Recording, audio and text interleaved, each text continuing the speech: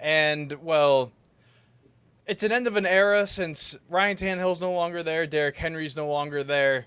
If you want to put in A.J. Brown, Corey Davis, Delaney Walker, that whole offense from, the mid-2010s to the early 2020s, which is weird to even think about. The Titans are now going to be commanded by the man himself at number 8, Billy Jeans, a.k.a. Will Levis, and one of his wide receivers, Nick Westbrook-Akine. Yeah, I have nothing else to say, but I don't know. Let me pull this into here. I don't know what to expect from this team in 2024. I really don't. If you want to go into the offense here. Yeah. I mean, this is one of two teams where I don't know what to expect from in this year. It's not like, oh, hey, maybe they could be on the cusp of the playoffs. They're going to be bad this year. Maybe they're in the playoffs. Them and another team, which we haven't talked about, I can't put a rating on where they will finish at the end of this year.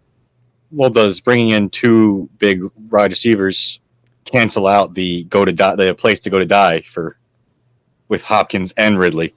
I mean, right off the bat, because Jake mentioned it, having DeAndre Hopkins, then Calvin Ridley, then Tyler Boyd, kind of hits you with, at one point in this league, the best wide receiver 1, the best wide receiver 2, and also basically still maybe the best wide receiver 3 in the league. At one point, maybe not right now, but I mean, that's not really a bad receiving core at all.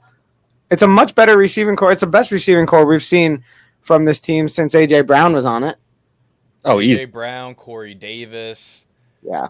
As I mentioned, Delaney Walker, one of the best secondary tight ends who got his big breakout in his mid-30s for the Titans and was just running over people in his 30s all over the field there. But I should also say Brian Callahan, a first-year head coach, he spent the last couple years with the Cincinnati Bengals with Joe Shiesty. He goes down with injury. Jake Browning comes in. They didn't lose a step on the Bengals offense, which helped them come into here after Vrabel was kind of outed in a weird way. He's no longer there. He didn't get a job, which is also very weird to even think about. But now offensive coordinator Nick Foles, who's bounced around the league. He was with the Raiders for, most of the 2010s. He was with the Jaguars last season. Denard Wilson, another guy, he's been bouncing all around as a coach from college and the pros there. On offense here, Will Levis is the man of the hour. Mason Rudolph they brought in on a cheap $4 million deal. And they have Malik Willis, who was really surprised in camp. He could be winning the quarterback 2 spot if, all goes well. Just depends how that goes there. But, yes, I mean, we brought in Calvin Ridley. We brought in Tyler Boyd. You bring in Lloyd Cushenberry from Denver. You draft J.C. Latham from Alabama round 1. You've re-solidified this offensive line that has been really thin over the last couple of years. Since Taylor Lewan, since your Jack Conklins. Yeah, I really like it. This is the first time I'm really looking at their roster all put together since the offseason. It's a lot better than I thought. My first thought, because, last year's a train wreck and Will Levis is not. Outside, half a game versus the Steelers, hasn't looked like a franchise quarterback at all. Yeah. You mean his game against the Buccaneers where he was just firing 50-yard touchdown passes the entire game? I just remember that one Thursday night game where it was painful to watch. Oh, and then the Monday night game where they got their Thursday night game. And then that Monday night game against the Dolphins. I don't remember that one. He has athletic, yeah. He shows the flashes. He always has, even in college. It's just, I still don't think he's a guy.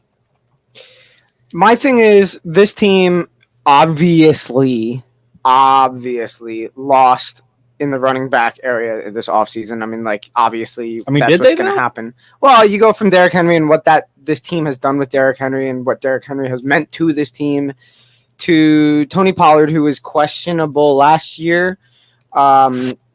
Spears, who was not bad last year. Spears was good for what it. Great third down. Yeah, that's fantastic. Cool. But Pollard also coming off of injury. Yeah, a pretty gnarly one too.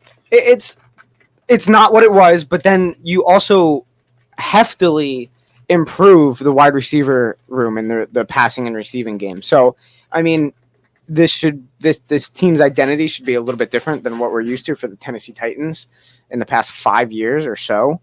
I don't know. It's whether or not they could do it or not, whether or not Will Levis can do it or not. It really comes down to him because a quarterback should not struggle with these 3 wide receivers. Or this offensive line, or like it's basically on him. It's like the Daniel Jones situation. Yeah. Like it's on you if this goes wrong. Except they'll still make mistakes. If it's Daniel Jones, they'll still make excuses for him. And then another big name to talk about here too, Treylon Burks, who was a part, if you want to say a part of that A.J. Brown trade. The Eagles trade that first-round pick to get A.J. Brown. They give it to the Titans. They draft Treylon Burks. And the only way he's making this roster this year, apparently, is via special teams. It's sad to see. He had so much hope out of Ole Miss, I believe. He was out of the SEC.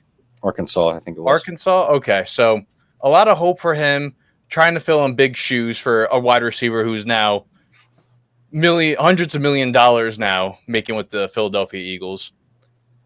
I like this entire offense now. I really do. There's not really a hole I can see. Maybe tight end 2. You have Tajay Spears. You have Haskins. A tight end 2 spot in anywhere in this league is, I mean, that's not, if that's where your hole begins on your offense, no one's calling that bad. No one's saying, oh, we have issues if it's that. So that's okay. I don't have anything else on this offense. I really don't. Other than, I don't have anything else. I think they'll probably start slow because it's a lot of new pieces on offense too. New coaching staff, everything. Like your starting running back, your starting center, basically your whole receiving core. I mean, Hopkins was there last year for how long? The entire season. Entire year? I forget when he got traded. Yeah, entire season. Off season. Yeah.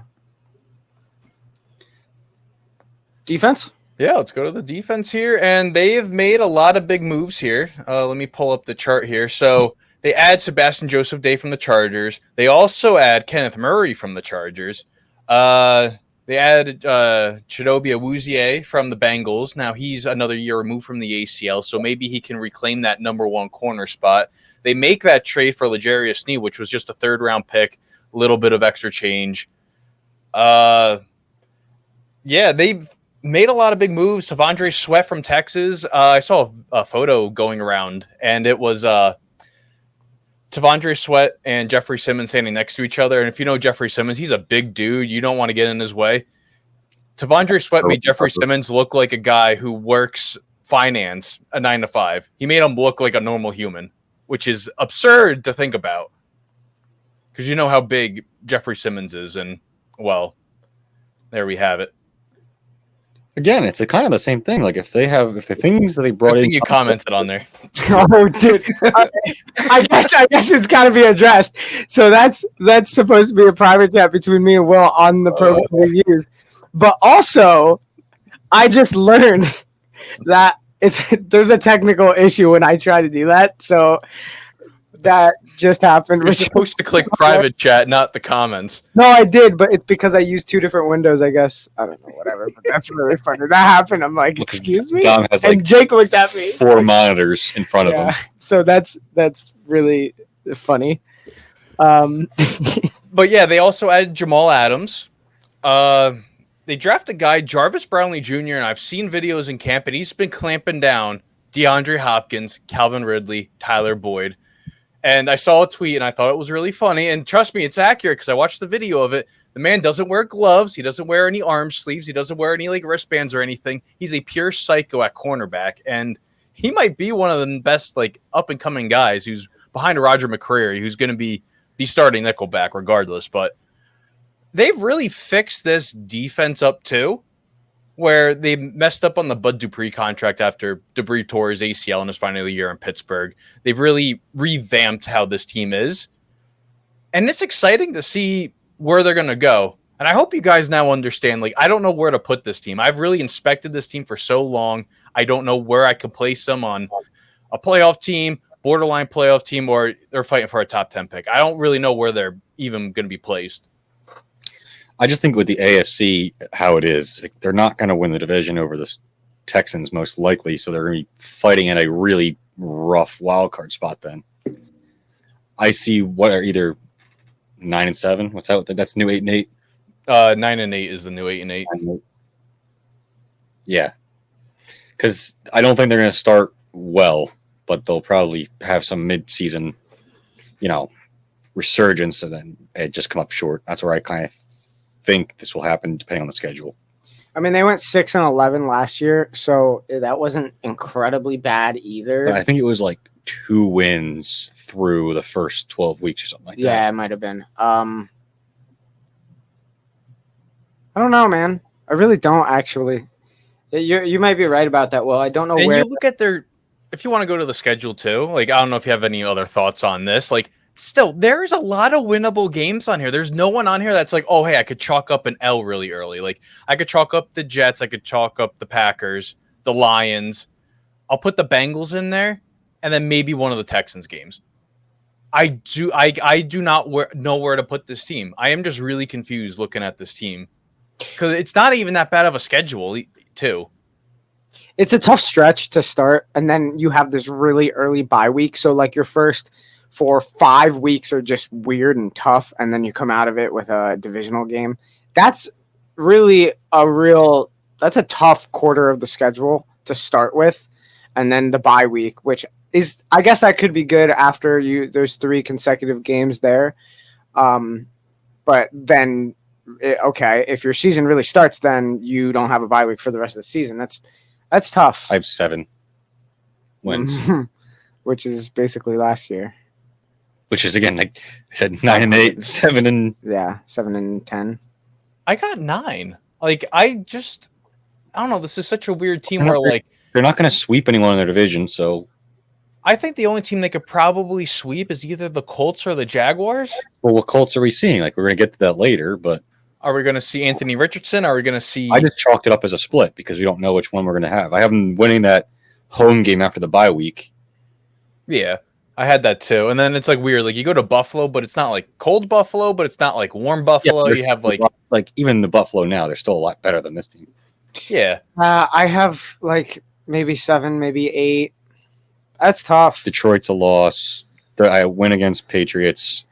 Chargers is like up in the air. Who knows? That's like one of those kinds of games. I mean, maybe they could just pull something out or whatever. I mean, I had 7 with them winning that game. Yeah, I don't know. That's pretty tough. I don't know. I could still see them beat the Dolphins. Like, they beat them last year on Monday Night Football too. But like, the Dolphins always start really hot and they're going down to Miami. And it's a night game too, so they don't have to worry about the sun beating down on them, like the hot Miami sun, where it's 175 degrees on their sideline, and it's how it's designed, which is nonsense. It's literally designed to give the other team heat stroke. That's ridiculous. It's crazy. But then you have this early bye week. It sucks easily. Week 5 bye week is crazy, dude. You play 1 month of the season, boom, bye week. Now you have. I mean, if you want to even say 2 bye weeks, you have a bye week at the end of August because, you're not playing. There's no 4th preseason game. And then beginning of October, like. It's weird.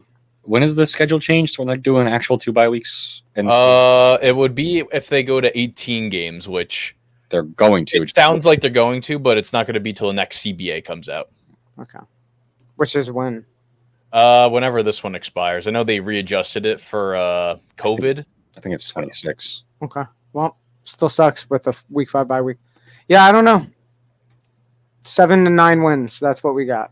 Yeah. Because they're bad either. Like, they're just not good enough. Yeah, and plus we also have a hard time identifying them. Like, what if the passing game is really unless Levis actually goes insane, then yeah. I mean, look at what Callahan did with Jake Browning. I remember him coming in. I'm like, who the hell is Jake Browning? And hey, he lit it up the last couple weeks. I mean, they were on the cusp of the playoffs for the Bengals. Jake Browning in college I'll take him even over. I'll still take Kellen Moore too. Like, Kellen Moore in college is like, it's not like Browning really came out of nowhere. He just didn't ever start. Yeah.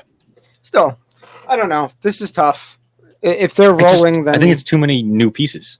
Yeah. Like, I have to gel early against those 3 games. See, right that's there what I in mean. September. I think the season really starts week 6 after the bye week. Unfortunately, I think that's where they can really start to put it together. That's exactly what I was thinking. Like the bye that's week tough. to get it together, I think they actually might roll over the Colts in that home game, Easily could. but then you're stuck another rough stretch for a couple games. A little bit. But even you can still, it's better than those 4 weeks. I mean, you could come up with a big win against Chicago. That could be cool. You could come out and be like, we are the team, and that could be really great and fantastic.